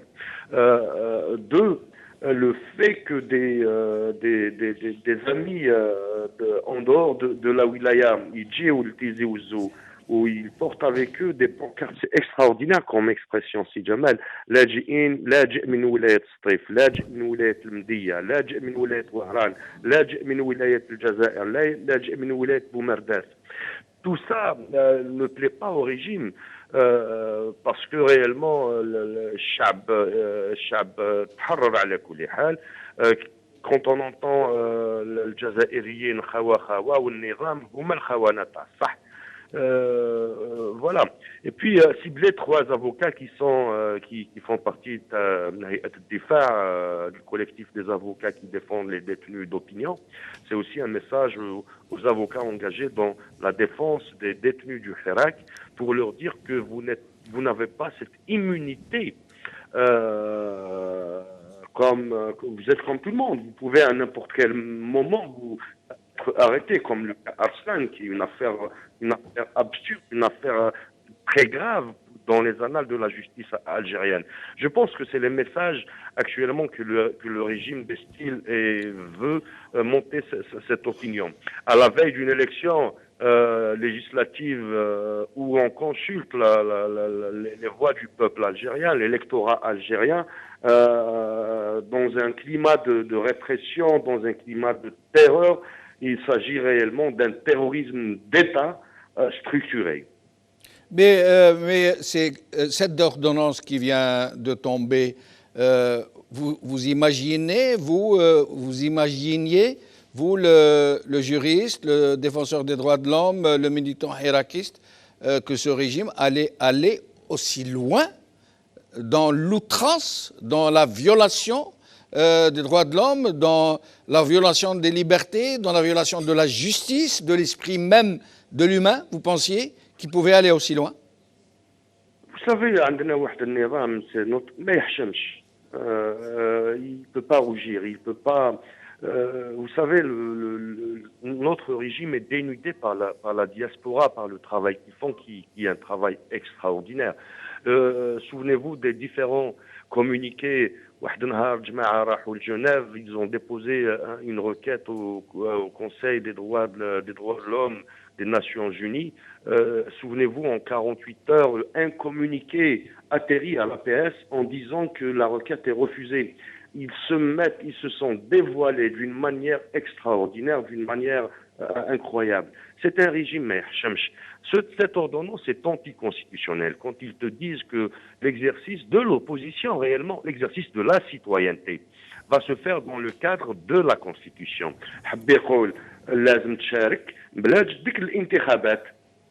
Pourquoi? Parce que la Constitution, elle est quadrillée de telle sorte que la participation aux élections, être dans une liste électorale, intégrer le régime et sa base sociale est le choix du régime algérien. Donc les voix discordantes, l'opposition en Algérie, l'exercice de la simple citoyenneté et la négation de cette ordonnance. C'est pour cela que c'est une ordonnance qui est anticonstitutionnelle. Et merci, Maître Aïssa Hamoun, excusez-moi de vous interrompre. Merci beaucoup, dans l'espoir de vous retrouver bientôt. Merci beaucoup. Alors, Mohamed Ben Aïssa, j'aimerais que vous nous parliez un peu des élections ici en France. Je sais que vous avez fait le tour de beaucoup de bureaux de vote. Alors, finalement, il y a cet engouement avec cette ampleur dont nous parle monsieur l'ambassadeur d'Algérie en France? Pas du tout, justement. On a fait le tour des bureaux de vote. Il y a presque... Les bureaux sont vides. Aucun votant. Les votants se comptent sur le nombre d'une main. Tout le monde sait... main? Ah oui, il y a. C'est des rares... nous, là, moi, j'ai fait exprès de partir à plusieurs reprises pour voir le matin, l'après-midi. Il n'y a pas beaucoup de votants. Déjà, les dernières élections... ce qu'on nomme élection, on a vu très bien le taux de boycott. Là, avec la diaspora, ce qu'elle a subi comme punition, comme des mesures punitives, ce n'est pas des mesures de rapatriement, ni des mesures pour gérer qu'on appelle le post-Covid. Là, c'est une humiliation de plus, que la diaspora prend ça très mal. Donc, je pense qu'on ne s'attendait pas que même ceux qui n'étaient pas dans le Hirak, qui ne s'inscrivaient pas à fond dans le Hirak, ne vont pas aller voter, ne vont même pas mettre les pieds au consulat. Pourquoi? Pour la simple raison, 2 semaines avant, ils étaient devant le consulat pour contester ces mesures que le système a imposées pour rentrer. Il faut toujours rappeler que la diaspora algérienne est punie depuis presque plus d'1 an et demi, qu'ils n'ont pas mis les pieds. On a vu des vidéos circuler sur Internet il y a une semaine, une famille qui est rentrée en Algérie avec un corps, avec leur enfant qui s'est suicidé. Vous l'avez certainement vu, Doran qui s'est suicidé ici, c'est un gamin qui voyait les jeux vidéo. Et le papa et la maman qui pleuraient, qui disaient: on nous a retenus en confinement et notre enfant, on ne sait même pas qui va l'enterrer. Comment vous voulez des diasporas, des Algériens qui se voient traités de la sorte, vont aller parce que le vote, c'est pas... En fait, le vote, c'est pas magique. Le vote, c'est une adhésion. C'est une adhésion à un projet, à un projet politique. Il faut croire déjà à ce que le vote va changer quelque chose. Comme je viens de lire, je ne sais pas dans quel... Je pense que c'est notre sociologue...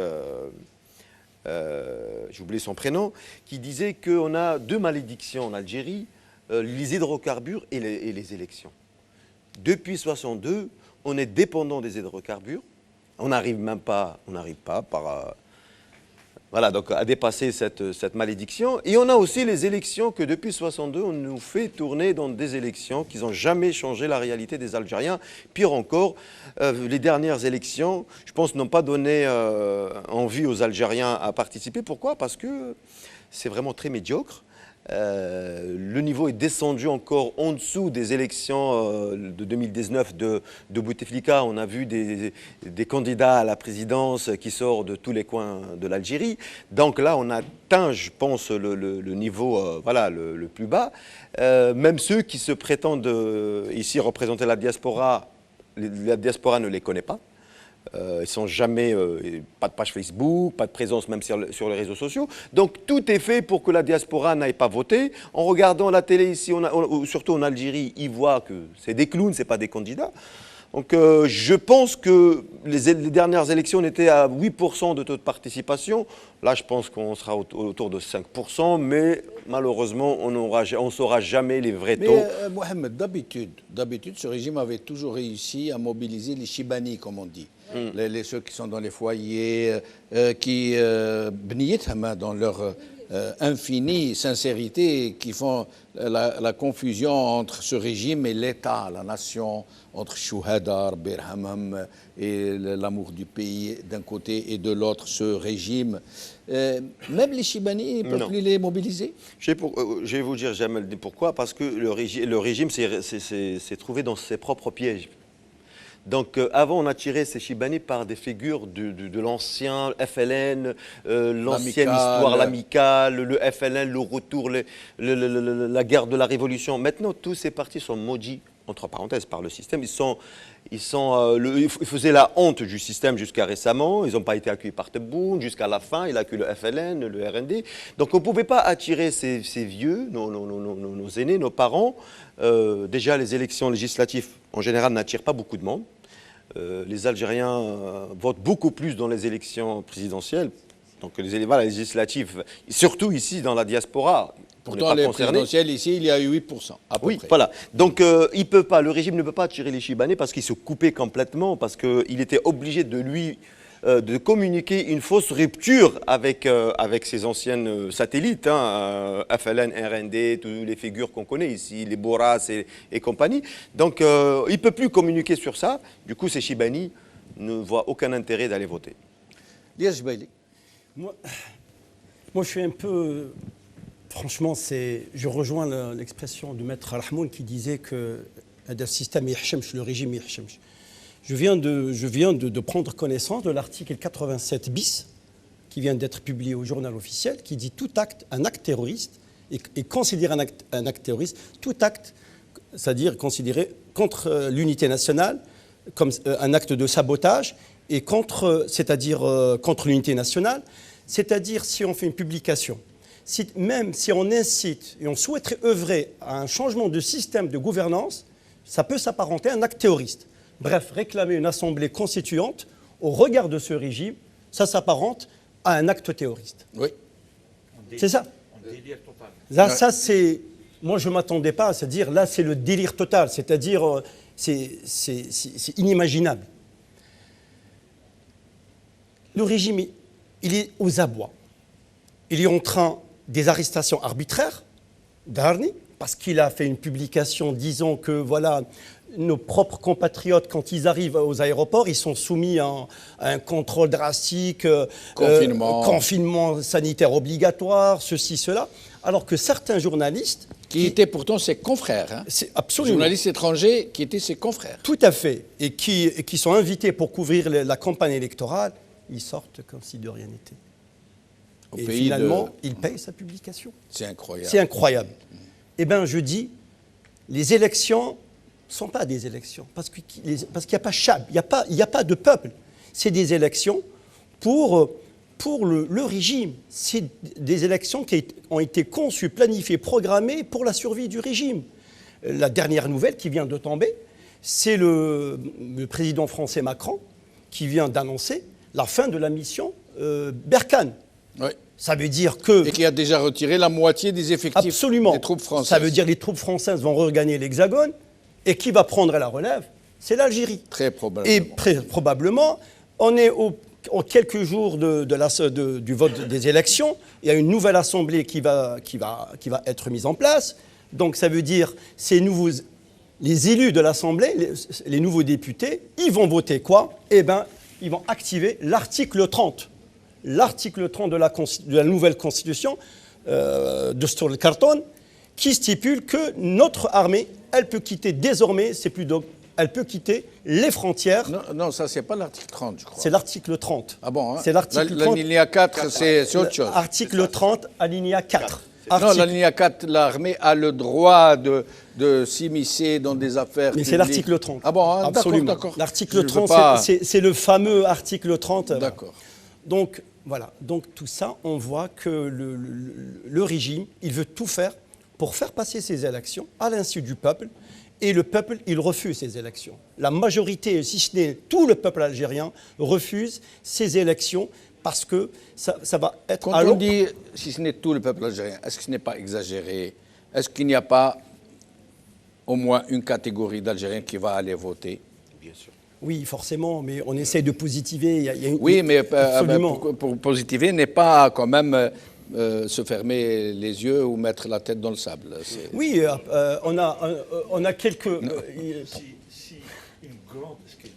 Si une grande majorité des Algériens refusent ce genre de choses, si les gens sont sortis par millions dans la rue, on peut dire que le peuple algérien refuse ces élections. On ne peut pas dire même si ce n'est l'ensemble du peuple algérien. Non, même si il y a toujours, un peu comme partout dans le monde, il y a toujours des vieux qui vont aller voter, il y a des gens qui croient qu'ils ont un intérêt, il y a des gens qu'on a achetés avec 50 dinars, etc. Mais ce n'est pas ça qui change la donne. Mais le peuple algérien...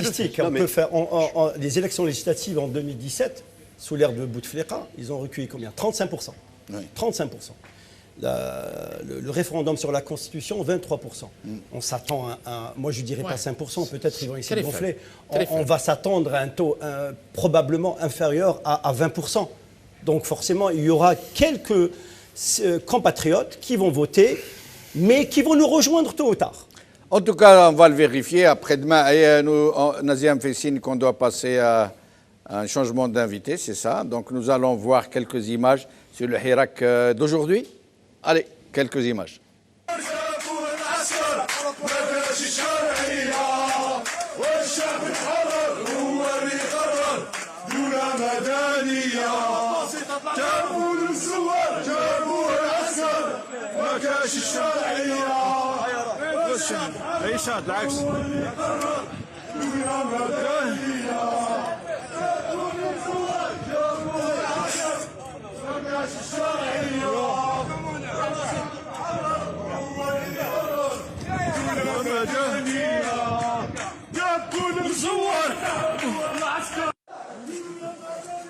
ماشي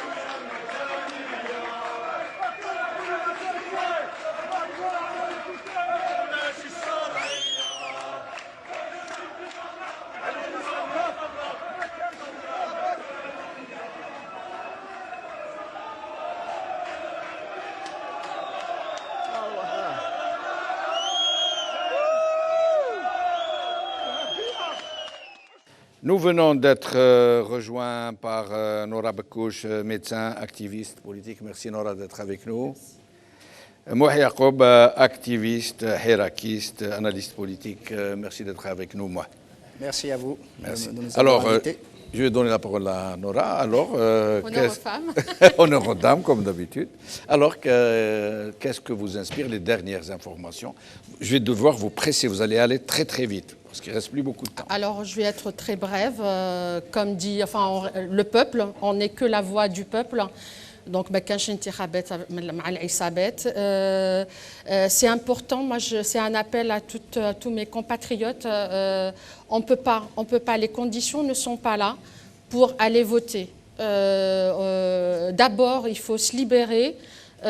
Ensuite, viendra les élections et chacun pourra voter. Mais demain, il faut sortir, oui, mais pour dire non aux élections. Non Un boycott actif. Je pense que les gens, il y aura une minorité qui va, comme toujours, hein, ça a toujours existé, ça existe, ça existera.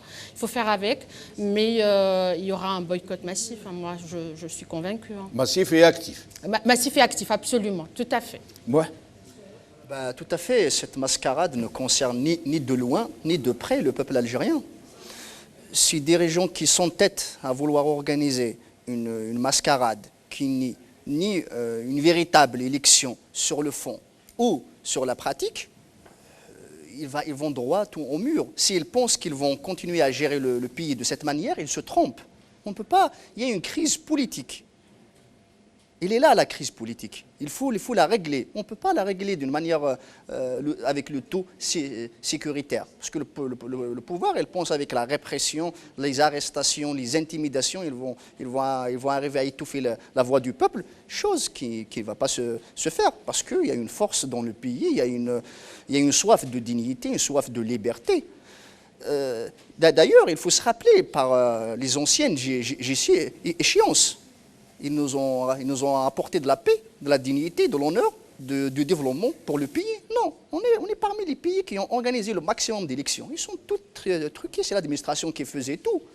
Donc, et c'est la même administration qui va refaire ces élections dont on nous dit qu'elles seront honnêtes et sincères. Et comment peut-on dire qu'une élection sera honnête et sincère alors que, d'ailleurs, on convie le peuple à s'exprimer par les urnes, on le prive de s'exprimer dans la rue. Oui. C'est une contradiction de taille. La voix du peuple n'arrive même pas dans les médias, comme disaient les Algériens, et on se dit que la voix du peuple va arriver par les urnes.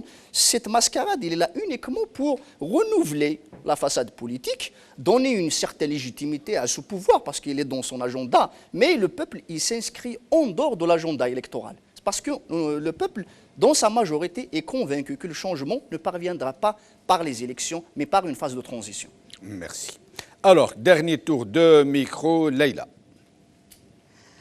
Sur les élections, sur ce que vous voulez, puisque les Algériens sont en train de vivre des moments décisifs en termes de violation de leurs droits, en termes d'élections truquées à l'avance.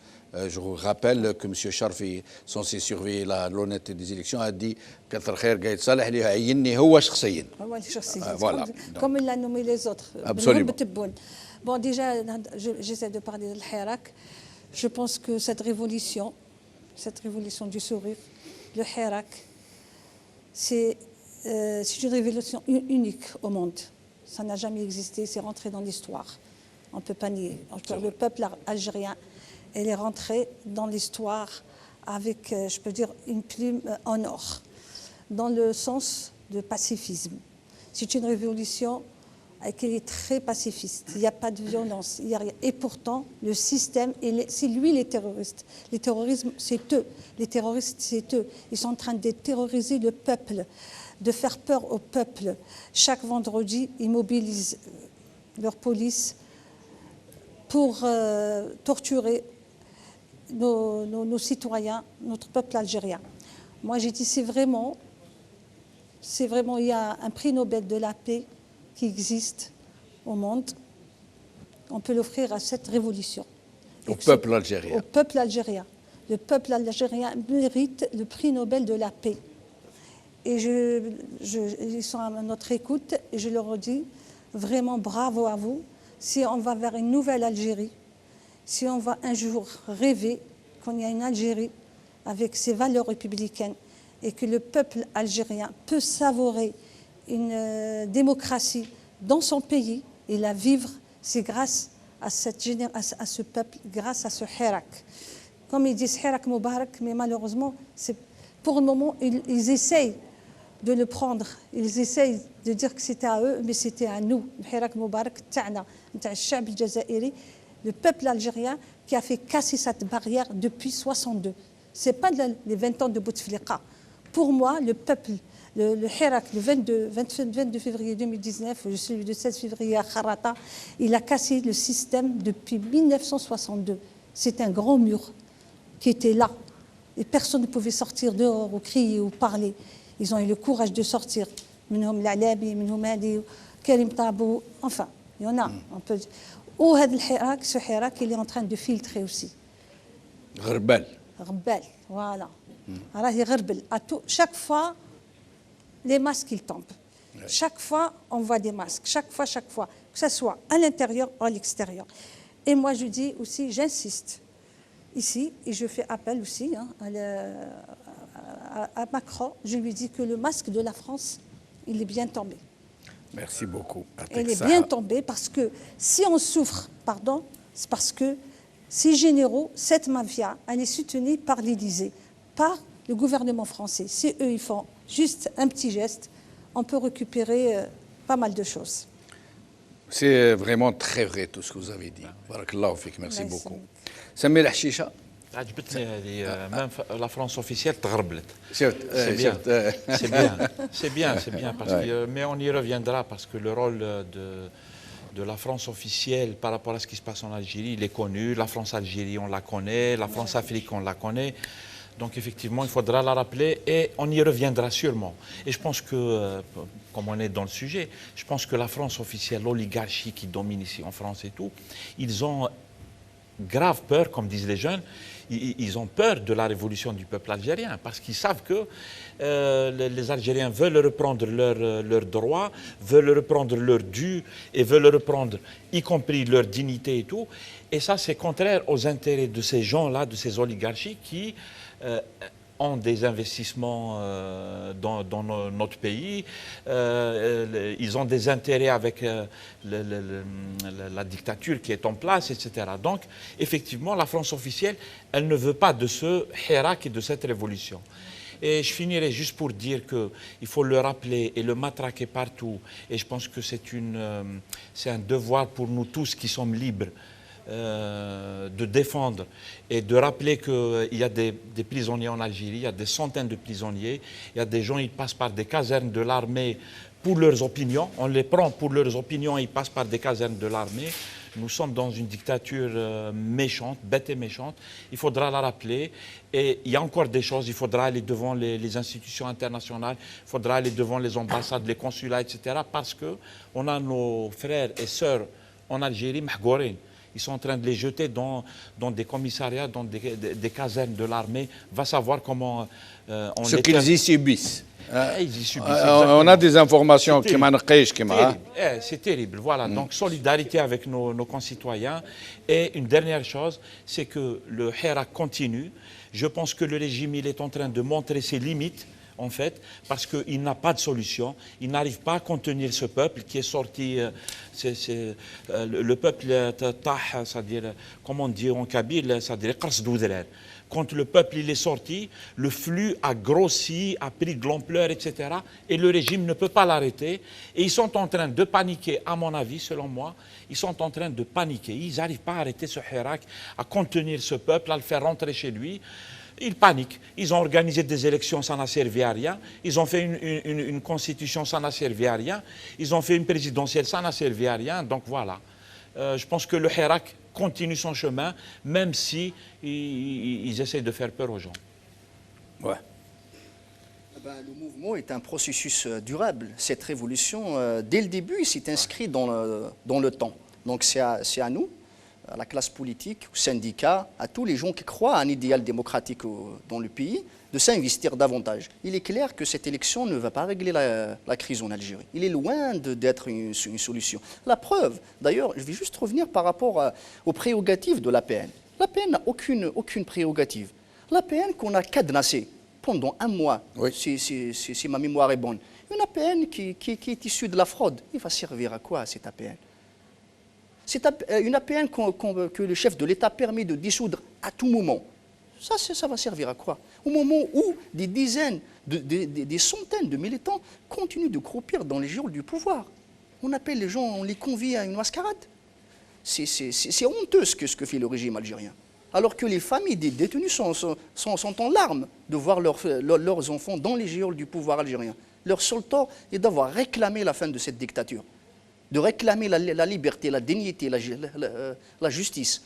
Donc moi, si j'ai à faire un appel, c'est de dire au peuple algérien, à tous les Algériens, de se mobiliser, de rester pacifiques, de se mobiliser autour des fondamentaux. Le départ du régime, l'instauration d'un état de droit, d'une véritable alternance au pouvoir, l'édification de véritables institutions. Parce que les institutions dans le pays, ce n'est pas des institutions crédibles qui portent les aspirations, qui sont l'émanation véritable du peuple, sont des institutions et sont que le produit de la fraude, malheureusement. Donc c'est à nous de se mobiliser, de déconstruire le discours du pouvoir et de construire une alternative sérieuse à ce régime. Nora. Honnêtement et simplement, on vit vraiment on est dans un tournant très très grave. C'est un tournant de l'histoire et aux Algériens, à chacun de prendre ses responsabilités. On est tous concernés, c'est pas moi, c'est pas toi, c'est pas elle, c'est pas lui, c'est femme, homme, petit, grand. On est tous concernés par l'avenir de l'Algérie autant que pays et par l'avenir des enfants, des générations à venir. C'est une certes lourde responsabilité, mais il faut être à la hauteur comme l'ont été nos ancêtres, nos parents, nos grands-parents et tout. Je reviens parce que je pense que c'est très très important et c'est ça le problème de l'Algérie, c'est toujours on est dans l'Algérie française. C'est la France, même si le régime algérien, la junte militaire, c'est la main. Et c'est la main intérieure, le bras il est extérieur. Donc c'est que des marionnettes et c'est l'Élysée, c'est la France qui gère depuis il n'y a pas eu pseudo-indépendance. Je ne dirais pas que c'est une... moi, personnellement, je suis née au moment de après l'indépendance, mais je pensais qu'on était indépendant. Mais on ne l'est pas, malheureusement. Il faut être aussi réaliste et le dire voilà, haut et fort. Donc là, on est tous responsables. L'Algérie, on aime l'Algérie. C'est normal qu'on aime ce pays. C'est un beau pays. C'est un pays qui a été nourri par le sang et les sueurs des Algériens. Donc on ne peut pas les laisser faire. On ne se laissera pas faire. Chacun doit se dire ça droit dans les yeux, devant. Voilà. Et donc demain, Algériens, Algériennes, soyez à la hauteur de l'Amen. On dit mais alors, toi, qu'est-ce que tu as fait? Qu'est-ce que tu vas faire pour ton pays? Donc là, c'est le moment. Si avant, ils l'ont vendue, parce que contre là, en ce moment, ils la bradent. Ils sont en train de la donner, de la servir à la France. Est-ce que vous voulez que Chouhada, Meto, Weldina, Jdoudna, Kemel, et demain, Là, devant nos yeux, ils sont en train de dire à la France, prenez-la, là, facilement, sans rien. Alors, soyez responsables. Demain, montrez-leur qu'on est là, Algériens, libres. On veut être libres et on sera libre, Inch'Allah, et on ne baissera pas les bras. Demain ou après-demain, comme mon collègue a dit, le mouvement, c'est le hirak. On a commencé, on ne s'arrêtera pas. Merci. Merci à vous tous, mes chers amis, pour ces professions de foi très émouvantes, pour cet amour que vous êtes tous en train de manifester pour ce magnifique pays